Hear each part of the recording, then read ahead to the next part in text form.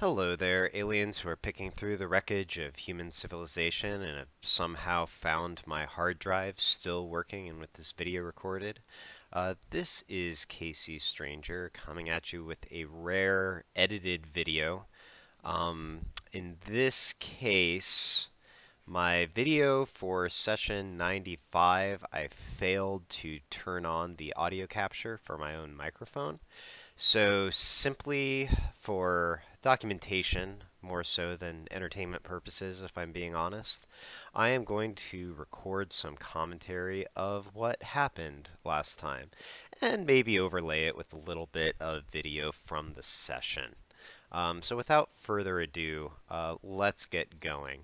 So last time we picked up as the creation spirits had led the party to the Mind Flayer city of Undrosk, had left them behind in the Mushroom Forest, made their way into the city, destroyed the large central lab at the center of the city, and driven off the Elder Brain, disrupting the psychic link between all the Mind Flayers in the city. And finally had headed towards the stacks at the right side of the city. So these are large, fully rune-engraved pillars that last time that a few of the members of the group were here in a different timeline. These were apparently in an incomplete state. Now they are much more built out. There are more of the pillars themselves, and they are fully covered in runes. So the group, even though Cenarian did not detect the person they were looking for in these stacks, they decided to, that being of course Liriana Ferrandin, they decided to go ahead and investigate them anyway. So Kyril, the creation spirit of body, conjured a large scorpion to sort of scout ahead in case there was any danger. And it actually did at one point get sort of yanked around the corner by a roper, which is sort of a large tentacled monstrosity that disguises itself as a stalagmite. Kyril and the three creation spirits did blink ahead and quickly take care of that creature. And then proceed inwards towards the center of the stacks themselves. The appearance was fairly similar to the last time they were there before. There was a large central altar of some sort of polished white stone with a... let me get this straight here.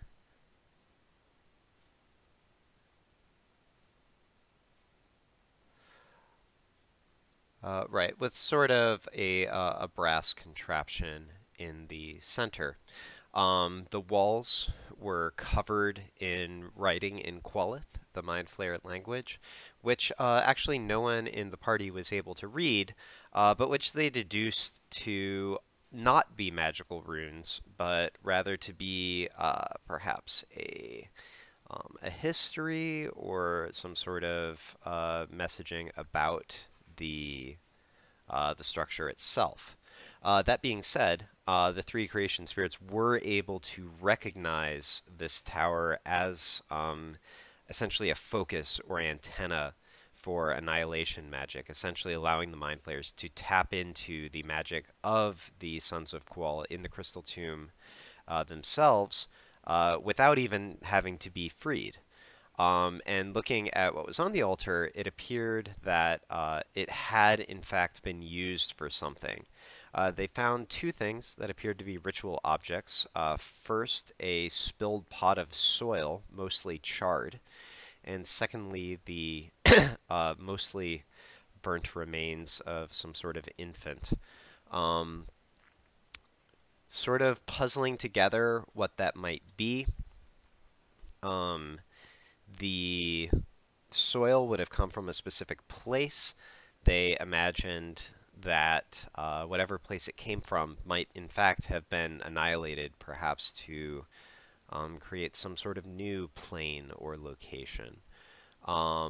and looking at the infant remains, this would have been a creature at its most potential life.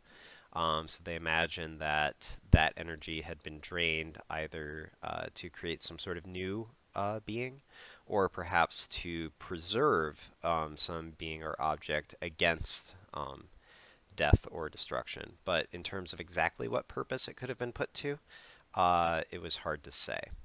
The group made some light attempts at sort of messing with the structure and found it to be resilient against such attempts.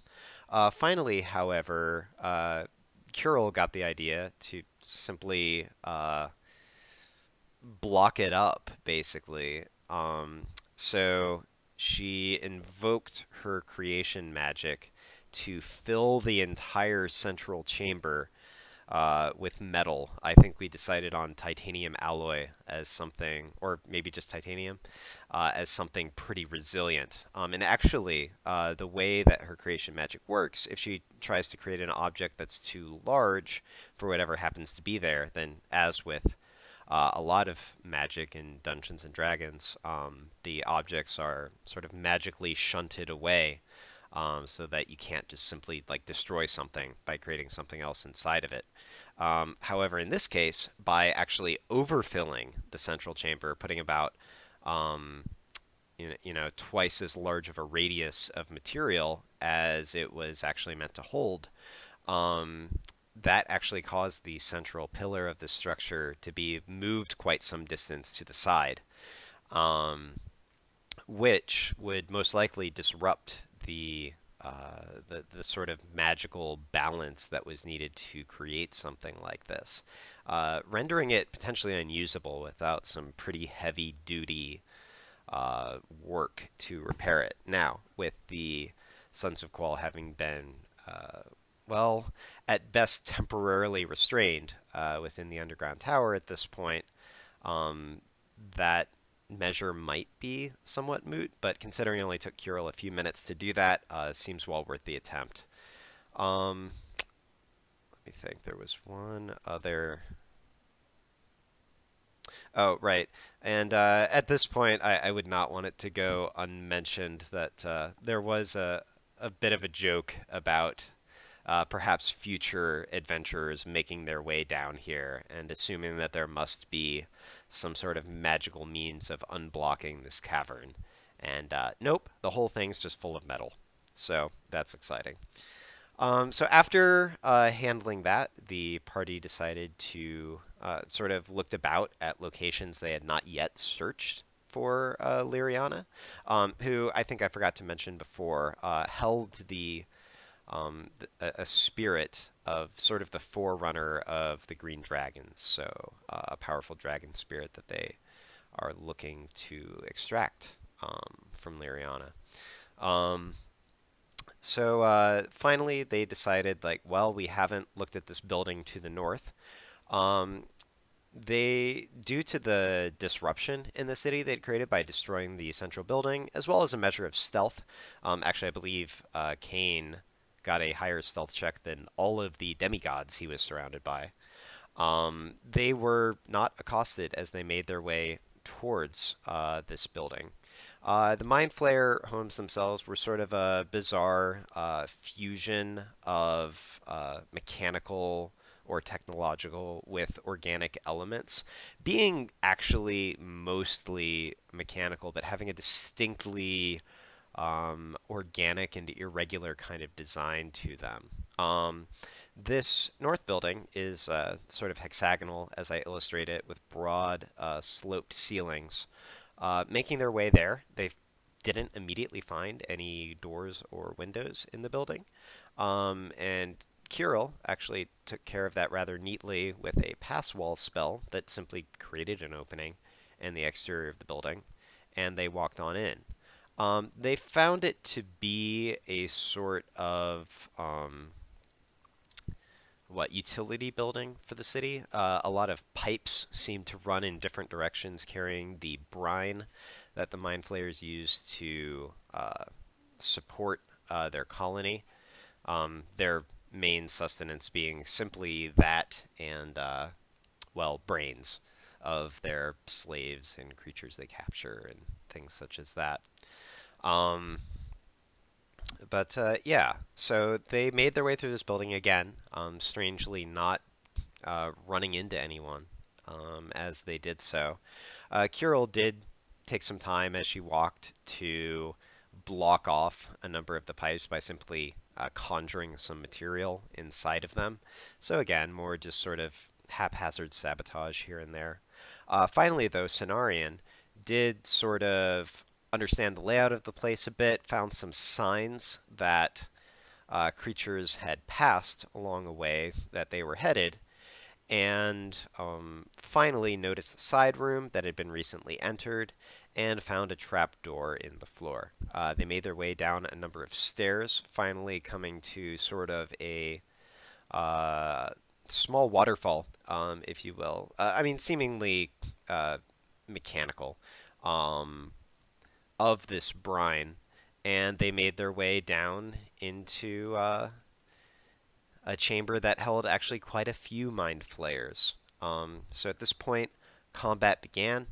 The room held mind flayers, mind witnesses, which are beholders that have basically been tamed by the mind flayers. Weaker than a normal beholder, but still of great use as hubs for telepathic communication and an attack. However, as it turns out, Cenarion knows Meteor Swarm, and they did not start out right in the middle of all the Mind Flayers, so he was able to dispatch what I believe 16 Mind Flayers and 2 Mind Witnesses almost immediately using a single well-placed Meteor Swarm.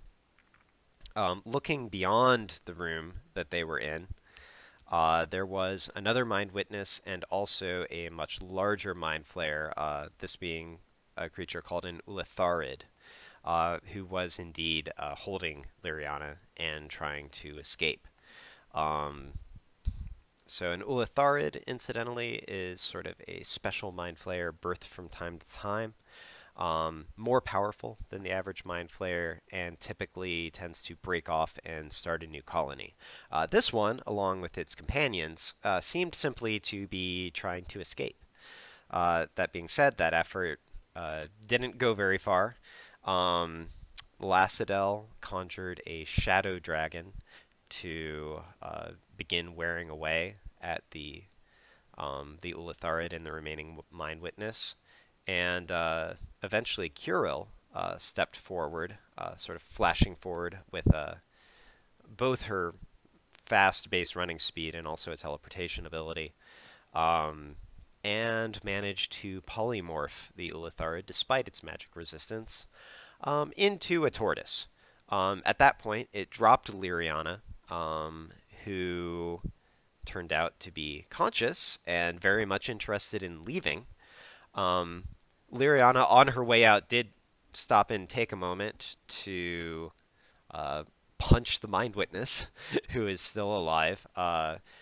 Her punches seem to be empowered by some sort of poison ability, likely drawing on the magic of the green dragon spirit within her.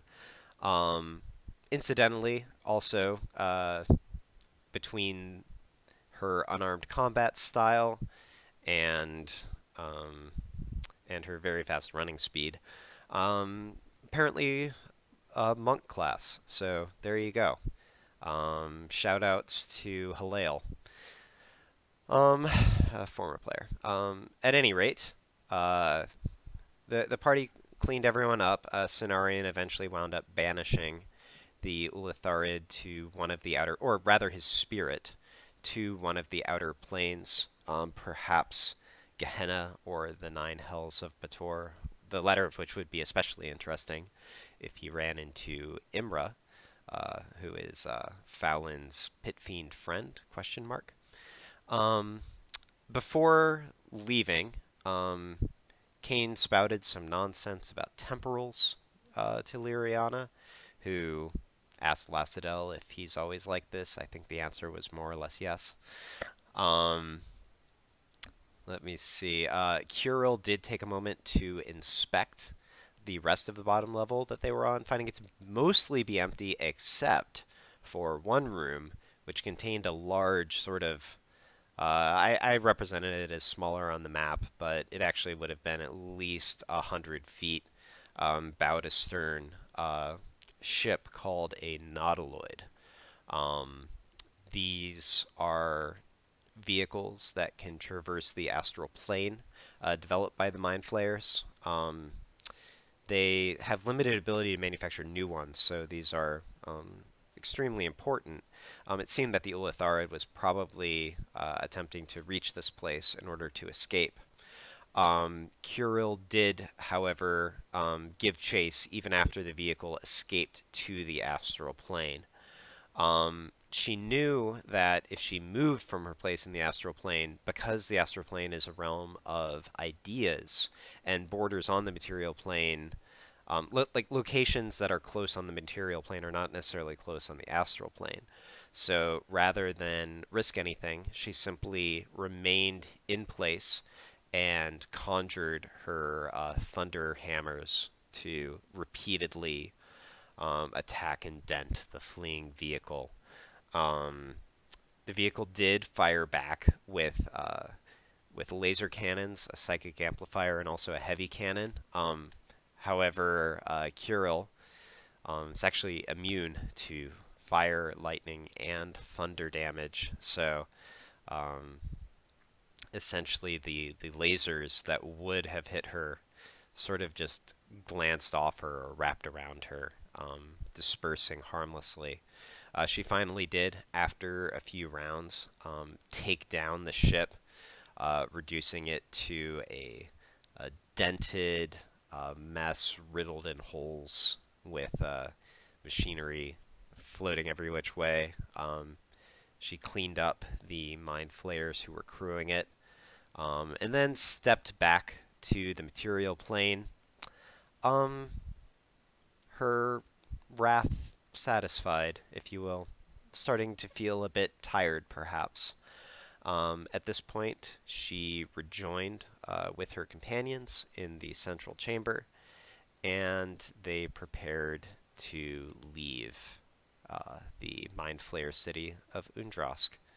And that, in a nutshell, is what happened in episode 95. Thanks so much for tuning in.